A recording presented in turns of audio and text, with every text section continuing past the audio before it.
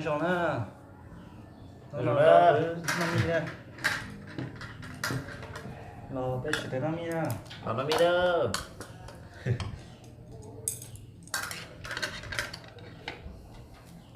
nó bé 50 xe về nữa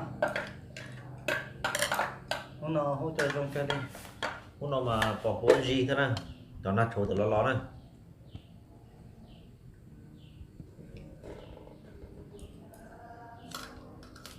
đó đấy chỉ tới nó nè Quá cơ rồi.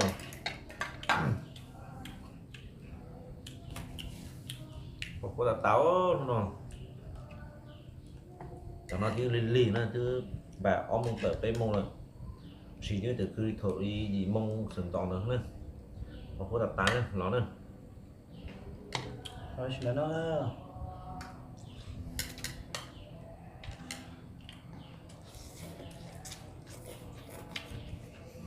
có cờ đó không nào Bây giờ chỉ tát trở theo cao là trong tái.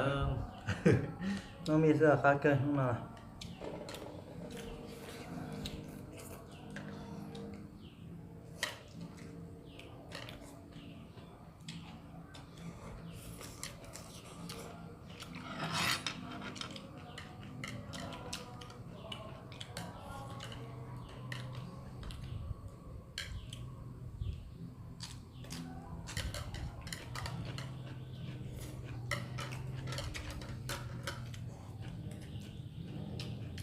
bây giờ có rừng nhỏ hơn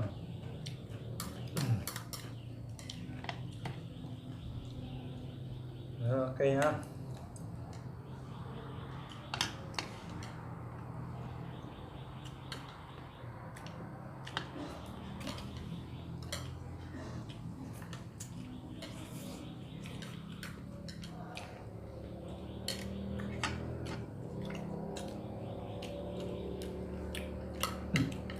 nó chỉ mất chỉ có thể của mình nó nào anh kẹp qua số xịn này kẹp không nào Cái cực kia đó mi tiền chủ cực cá nó nè. Mi sơ tê sơn tôi giặt cái nữa thì nó bỏ mi hơn.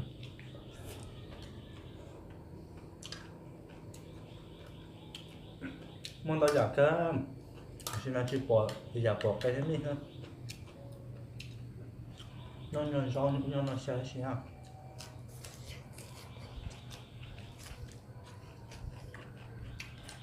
có còn gì đâu có khác Đồng to.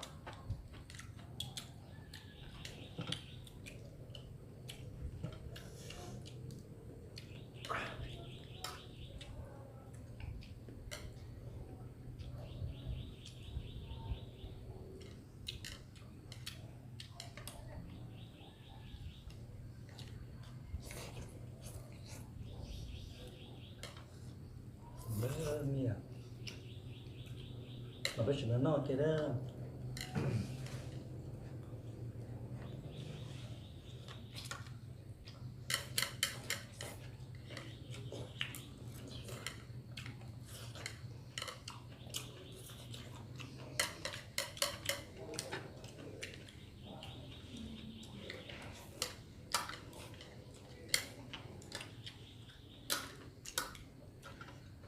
cô thêm chỉ thêm mà cá thế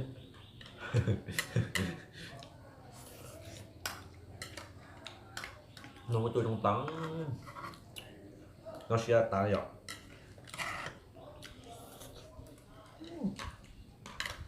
nó chỉ là nó cháo không nó nè Sẽ đồ nó là nó trong rồi. Trong tấn rồi không thể nan đúng hạn tạ.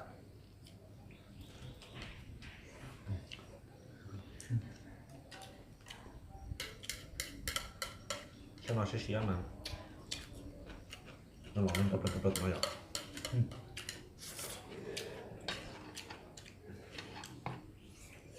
có cơ không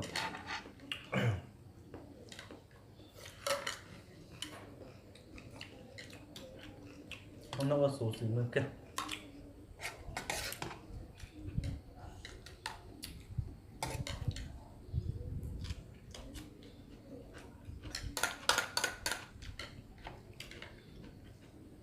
chỉ mới mi hết mà cái đó muốn lười giờ hết đó sự lười giờ hao vấn đề mê ta là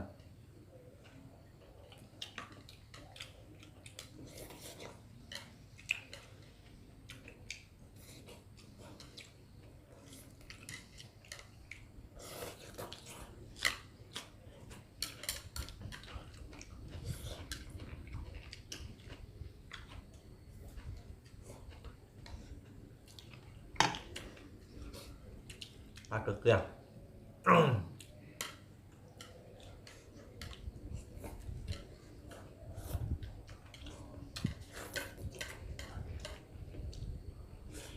Phải cho mi thôi là cho tiểu uốn tán chạy uốn nó nhưng tá cực kia nào.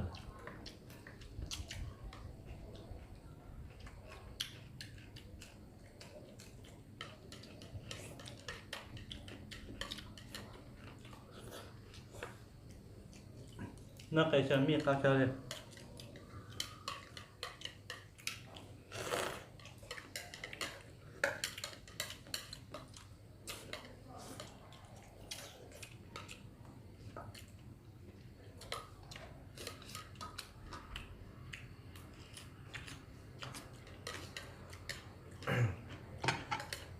Mình ngủ từ chơi nó chỉ tá đi ha. Bầu cờ.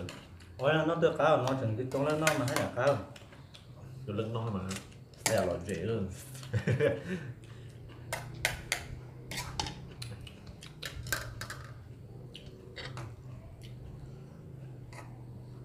Nó cho chọc tay nè, có cái say sát rồi nè. Nó chọc đời liền.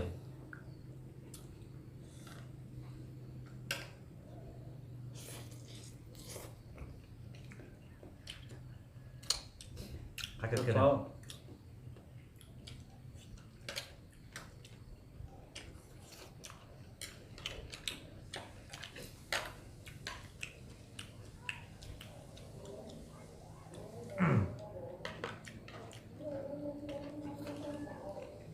nó chở nó là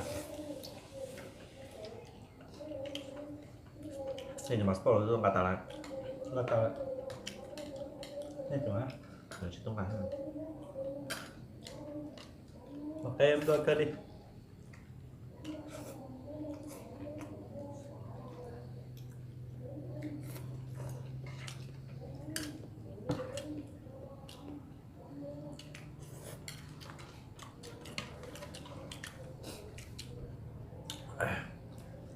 Cái chuyện kia.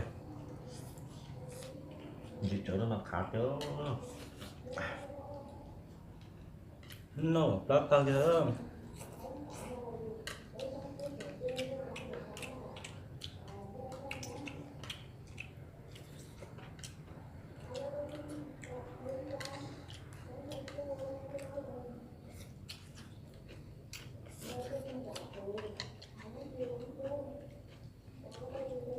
ê ơi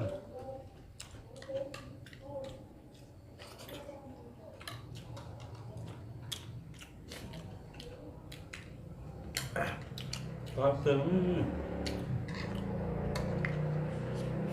con Mình tỉnh táo hơn.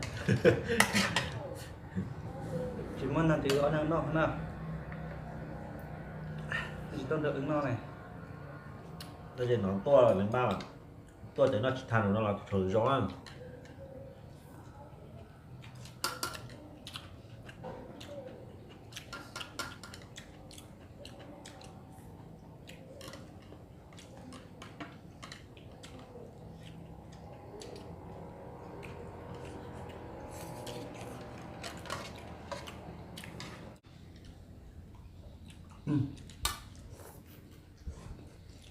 có tốn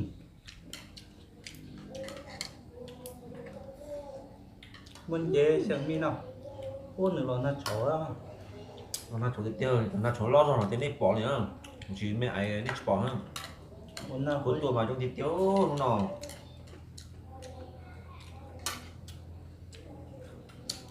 cứ trò để bên nó thế nào để nó em biết là xin xin đôi Nó chỉ to đi. để nó đó nó chạy còn chạy nên mũi nó thế nào Cái từ đó nó là để cho to đó. Chờ để cho nó. xin xin đôi để cho đó Cho to về nó nè. Chẳng nó nhóm tới phát triển á